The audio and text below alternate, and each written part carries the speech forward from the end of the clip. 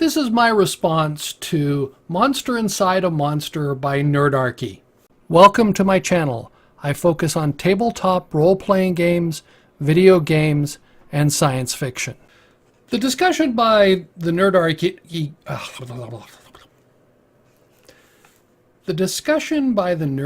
group talking about putting a monster inside a monster, they acted as if that was sort of a new idea.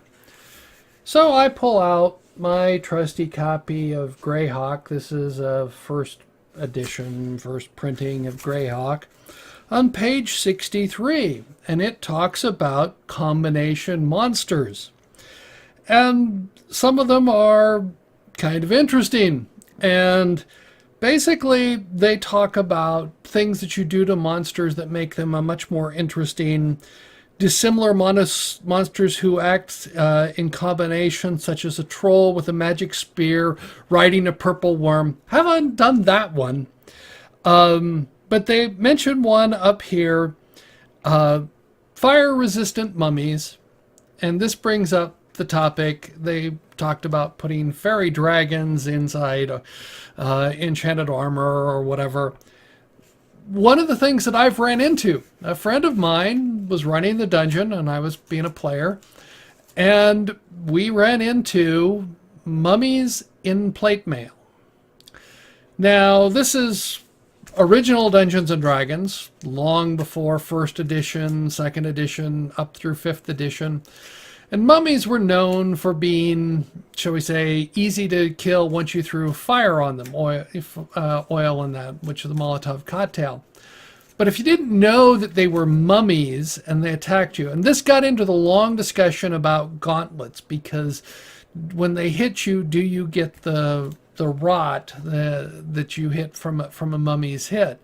And there is the interesting argument, I even looked it up today, some gauntlets that fit on your hand covered the inside and some didn't. Some put rings around the loops around the fingers, which is one thing that you could say, that he had decided that his mummies, though they were wearing plate mail, were wearing gauntlets that did only covered the outside. So when they bashed, they were a high armor class, but when they, but they touched you with and you got the necrotic rot.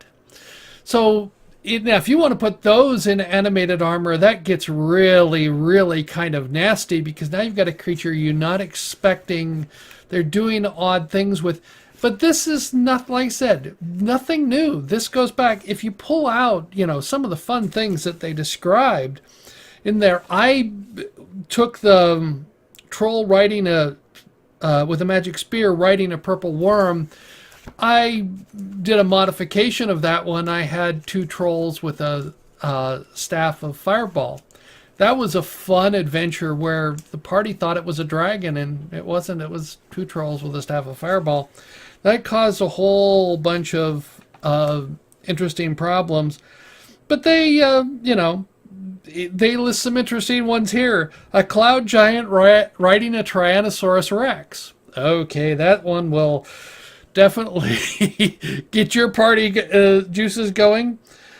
Of a similar nature are monsters which appear to be something other than they actually are. A giant ochre jelly monster which appears to be a mere ogre, but it's an ochre jelly that is actually an ogre. A symbiotic dragon which spits ochre jelly or black pudding, and so on. Yeah, those could get really deadly. They actually say the possibilities are numerous and very deadly, and these combinations should be only used sparingly or very deep in the dungeons. And I agree with that. The one I did with the trolls and the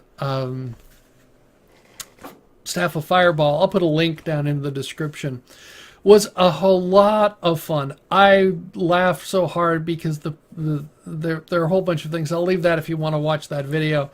But it was hilarious because the party was expecting one thing and it was something completely different. And that's the key to these monster combinations. If you're going to put the combinations and do them. They can be very deadly unless you pick something fairly low.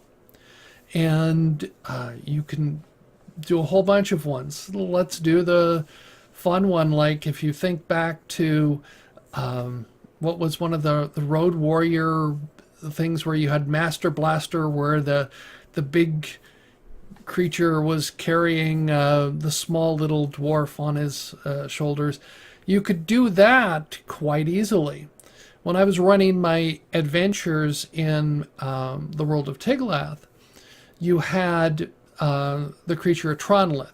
In the world of Tiglath, I created the creature of Tronlith, which looks like a Triceratops, but is a mammal. There's some reasons for that.